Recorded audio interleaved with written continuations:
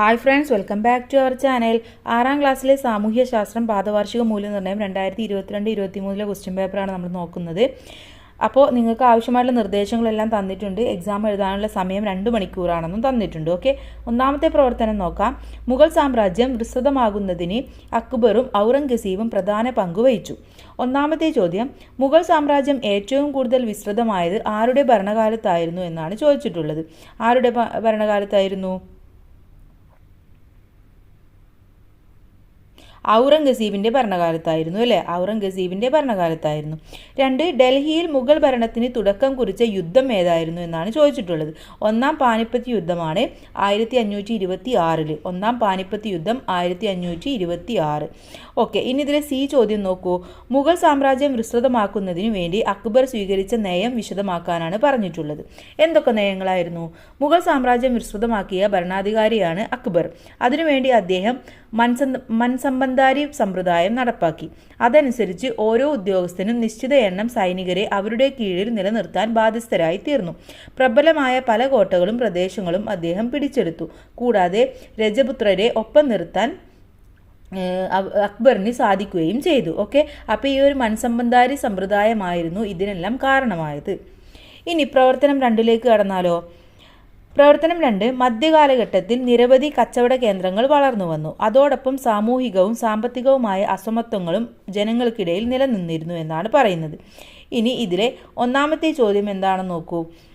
മധ്യകാല ഇന്ത്യയിൽ നിലനിന്നിരുന്ന പ്രധാനപ്പെട്ട 2 അനാചാരങ്ങൾ എഴുതാനാണ് പറഞ്ഞിട്ടുള്ളത്. എന്തായിരുന്നു?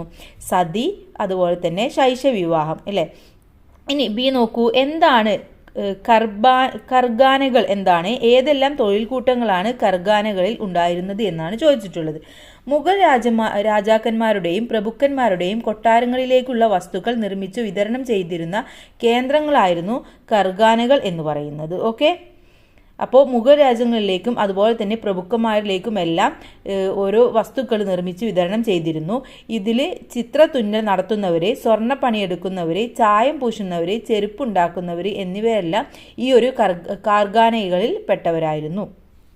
ഇനി പ്രവർത്തനം 3ലേക്ക് കടക്കാം. സമുദ്രനിരപ്പിൽ നിന്നുള്ള ഉയരത്തിൻ്റെ അടിസ്ഥാനത്തിൽ കേരളത്തിൻ്റെ ഭൂപ്രകൃതിയെ മലനാട്, ഇടനാട്, തീരപ്രദേശം എന്നിങ്ങനെ തരംതിരിച്ചിരിക്കുന്നു. ഇത് നമുക്കറിയാവുന്ന കാര്യമാണല്ലേ. ഇതിൽ എ എന്ന് പറയുന്നത് സമുദ്രനിരപ്പിൽ നിന്നും അധികം ഉയരമില്ലാത്ത ഭൂപ്രകൃതി വിഭാഗം ഏതാണ്? തീരപ്രദേശമായിരുന്നു അല്ലേ? അതിനെയാണ് നമ്മൾ തീരപ്രദേശം എന്ന് പറയുന്നത്. ഇനി മലനാടുമായി ബന്ധപ്പെട്ട് താഴെ തന്നിരിക്കുന്ന പദസൂര്യം പൂർത്തിയാക്കണം. ഇവിടെ എന്താണ് ഉള്ളത്? വിളകളെ കുറിച്ചിട്ടാണ് അല്ലേ? അപ്പോൾ ഏതൊക്കെ വിളകളാണ് ഉള്ളത് എന്ന് നമ്മൾ ഒന്ന് എഴുതി കൊടുക്കണം. ഏലം, കുരുമുളക്, ഇഞ്ചി, മഞ്ഞൾ. ഏലം, കുരുമുളക്, ഇഞ്ചി, മഞ്ഞൾ. ഇനി ഇതിലെ സി ചോദ്യം നോക്കൂ. മലനാട്ടിലെ വിള വൈവിധ്യത്തിനുള്ള പ്രധാന ഭൂമിശാസ്ത്ര ഘടകങ്ങൾ എഴുതാൻ പറഞ്ഞിട്ടുണ്ട്. ഏതെല്ലാം എന്നാണ് ചോദിച്ചിട്ടുള്ളത്. 2 എണ്ണം എഴുതണം. ഏതൊക്കെയാണ്? കൂടുതൽ മഴയും മഞ്ഞും തണുപ്പും അനുഭവപ്പെടുന്നത് മലനാട്ടിലാണ്. അതുപോലെ കൂടുതൽ നീർവാഴ്ചയുള്ള മണ്ണ് അവിടെയാണുള്ളത്.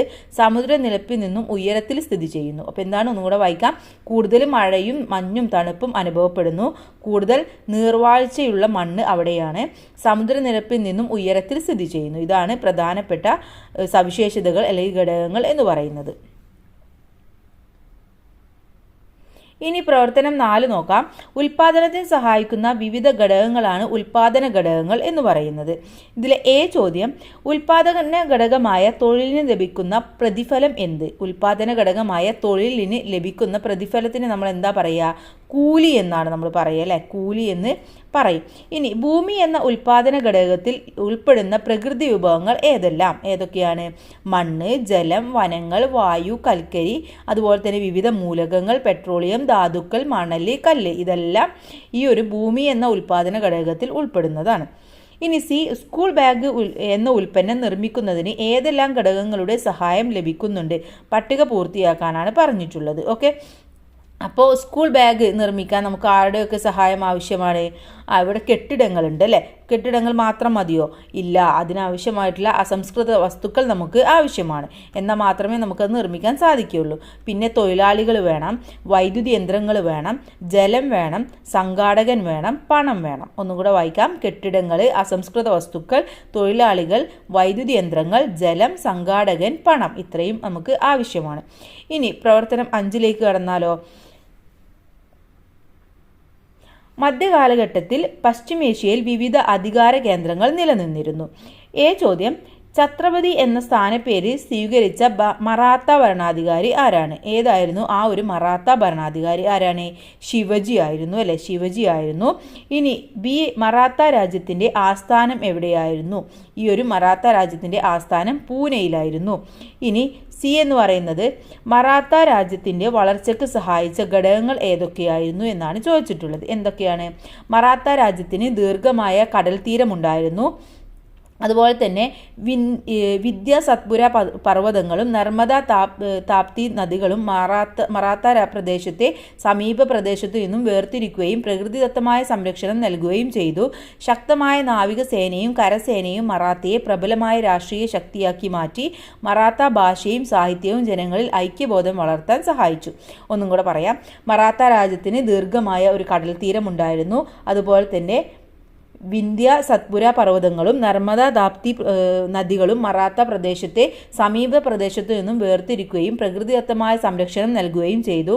ശക്തമായ നാവികസേനയും കരസേനയും മറാത്തയെ പ്രബലമായ രാഷ്ട്രീയ ശക്തിയാക്കി മാറ്റി. കൂടാതെ മറാത്ത ഭാഷയും അവിടുത്തെ സാഹിത്യവും ജനങ്ങളിൽ ഒരു ഐക്യബോധം വളർത്താൻ സഹായിക്കുകയും ചെയ്തു.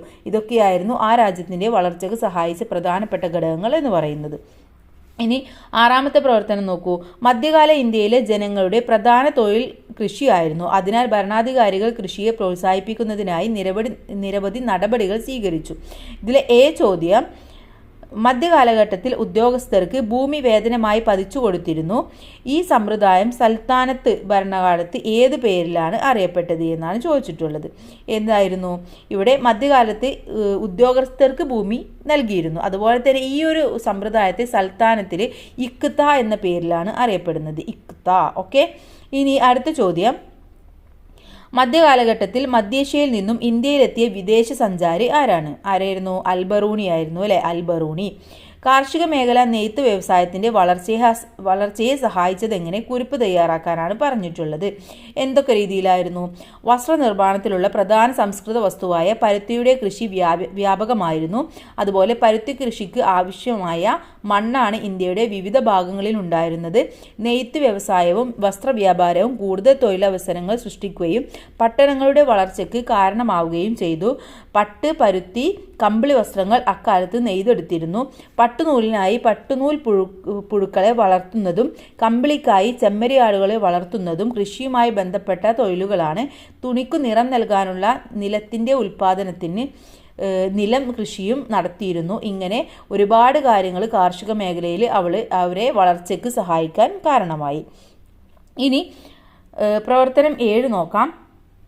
മനുഷ്യൻ്റെ ആവശ്യ പൂർത്തീകരണത്തിന് ഉപയോഗിക്കുന്ന ഉൽപ്പാദന ഘടകങ്ങളാണ് ഭൂമി, തൊഴിൽ, മൂലധനം, സംഘാടനം എന്ന് പറയുന്നത്. ഇതിലെ ഒന്നാമത്തെ ചോദ്യം, മനുഷ്യൻ്റെ ആവശ്യങ്ങൾ നിറവേറ്റുന്നതിനുള്ള സാധനങ്ങളും സേവനങ്ങളും നിർമ്മിക്കുന്ന പ്രക്രിയയെ പറയുന്ന പേരെന്താണ്?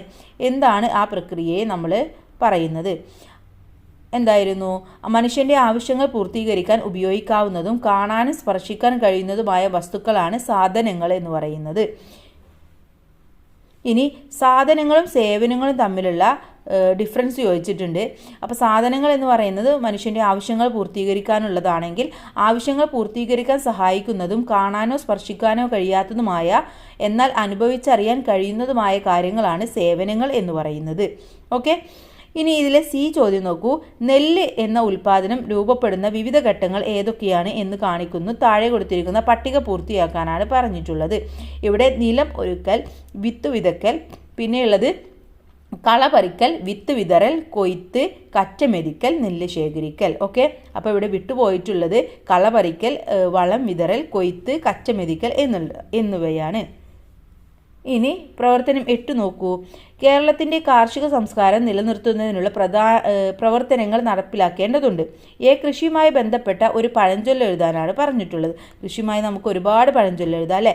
കുമ്പത്തിൽ നട്ടാൽ കുടത്തോളം, മീനത്തിലായാൽ മീൻ കണ്ണിയോളം എന്നൊക്കെ നമുക്ക് കേട്ടിട്ടുള്ളതാണ്. കുമ്പത്തിൽ നട്ടാൽ കുടത്തോളം, മീനത്തിലായാൽ മീൻ കണ്ണിയോളം. ഇനി വിദ്യാർത്ഥി എന്ന നിലയിൽ സ്വയം പര്യാപ്തത കൈവരിക്കുന്നതിനായി നിങ്ങൾക്ക് ചെയ്യാൻ കഴിയുന്ന പ്രവർത്തനങ്ങൾ എന്തൊക്കെയാണെന്നാണ് ചോദിച്ചിട്ടുള്ളത്. എന്തൊക്കെ നമുക്ക് ചെയ്യാൻ പറ്റും? സ്കൂളിൽ പച്ചക്കറി തോട്ടം നിർമ്മിക്കാൻ നമുക്ക് പറ്റും.